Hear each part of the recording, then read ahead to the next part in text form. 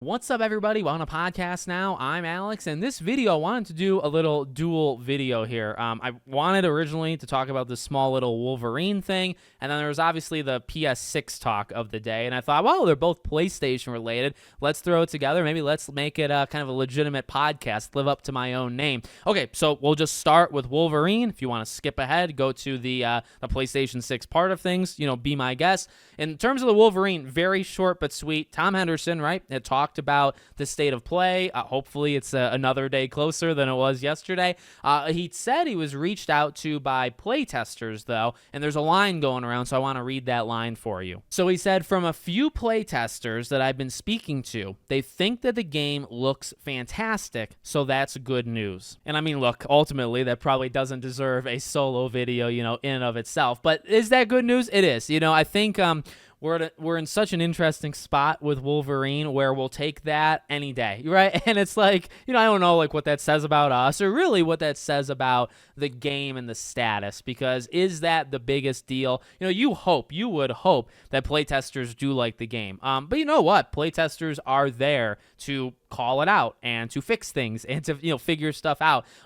You probably don't want a playtester to ever say the game's perfect, right? Because then it's well, either the game truly is perfect and that's probably a rarity, or you're not really doing your job and kind of finding the issues that you're supposed to be finding. But that's to be fair, that's not what they were going after, right? They just said that it looks fantastic. I will say there's a difference between a game looking fantastic. I don't know. So if you watch a gameplay video of a game, right, you say, oh, that looks fantastic. Are you talking about the visual look, or are you talking about, what I mean? Or are you talking about the game as a whole? When you're play testing it, see the way I interpreted that to make so much out of so little, by the way, to microanalyze, I actually originally thought they literally meant the visuals. And I hope that's not the case, because it doesn't mean much, at least as I get older. A game, yes, does a game looking spectacular help, or does it look cool? Of course, Ghost of Yotei, I think, is going to be a spectacularly good game to look at. But look, if these games suck to play or they're just not very good, you can look at them all day long, but if they're not good, they're not good. So, and maybe that's just something as I've gotten older. I hope that's not what they mean. I hope it's, again, in that general way that when I see a trailer and I say, oh, that looks amazing, I'm talking about the product, right? I'm saying, okay, the whole thing looks good. I'm not saying, oh, the graphics, only the graphics look really good. So just to kind of point that out. So that's good news. And then we had the PS6, and this also came from Tom Henderson, Insider Gaming. And again, pretty simple. What it's basically going to be is just a carryover of the PS5, but more the modern PS5, not the at-launch PS5. So when the PS6 comes out, there's going to be the all-digital version. Okay, well, I guess saying it like this, the PS6 will not come with the disc drive in it, right? It's going to have a PS6, and then you could get it just digitally, or then you could get digitally, and then you could add on the disc drive. This, I will tell you this will be a very sad day when it happens 2-3 years from now. It's an inevitable thing, okay? I'm not saying oh, this caught me by surprise. My entire life, I'm 29, growing up, the consoles had the disc drive, and it was a shock to the system when the PS5 and Series X and S came out, and you have these versions that you buy them, and there literally is just nowhere to, I don't know, maybe it's a mental condition I have, maybe I'm making too big of a deal about it. I like it, and it's a relic, and it's actually very, very sad you have to say that out loud, that a console with the disc as part of the console is a relic, and it's not a thing anymore, right? Literally the PS5, and now they're doing it because of money stuff, right? That was part of the article. So the PS6 is actually going to be a more simplified design, which will be interesting. I see people kind of clowning on that. I don't know if I'd be ready to jump to clowning, because PlayStations, I feel historically have always been rather simplistic consoles. I feel the PS5, I mean, this is just my personal opinion, I like it. I like how it looks. It's actually sitting next to me. But I feel in terms of going for it, this is probably the most that they went for it. I have my PS3 and my PS4 behind the green screen, stacked on each other.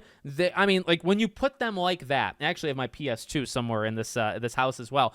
These consoles they're very samey, and I don't mind that. I'm just saying, you think historically PlayStation, they never, like, they're not trying to design this, like, this alien artifact. And to be real, the PS5 is, I think, the first time really, maybe like the PS3, the fat PS3, which I had that. I got the fat PS3 in 09, the non-backwards compatible one. Like, that was probably going for it. That was a very different kind of console back then. And I would say the PS5 is a very different, with the plates, being able to slide off and stuff. So I feel like that is where they've gone for it the most. So I don't know. I've seen that. I've seen, the rumor is simplistic design, and that would help with saving money and shipping costs and all that. So hopefully that would help us to make the thing not freaking $700. Maybe they could lower it. And by the way, if they need to do that to keep it lower, that's all fine. And I guess it's not like a coping thing. I guess you could call it a coping thing if you so wish. Like, I'm okay with it just for the money saving thing, if that's the thing you want to run with.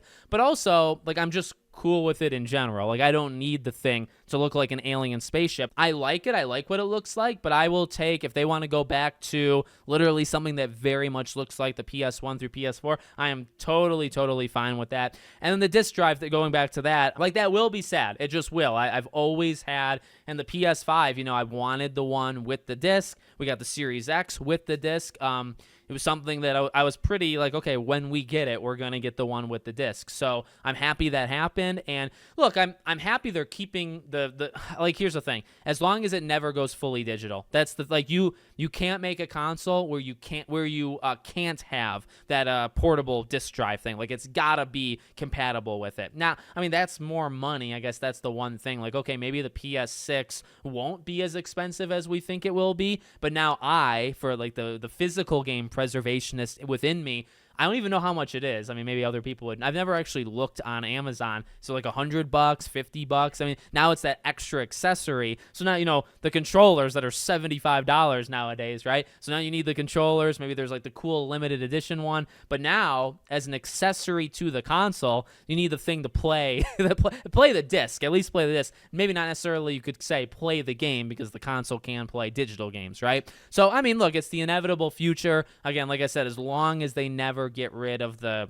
disc drive. And I do think having the disc drive or the portable, and not having it as part of the console, does that change anything? Like, does that speed up the elimination of it? Maybe, maybe not. I would like to think that, like, because it's gone down. You look at like maybe 15 years ago, and like that going into the PS3 to PS4 range, and then PS4 to PS5, like physical sales started to die, and then digital, you could see like the line graphs, right? I don't know where they're at now. I want to believe they've kind of like stayed consistent, where maybe like the last 3, 4, 5 years they've stayed at a steady level.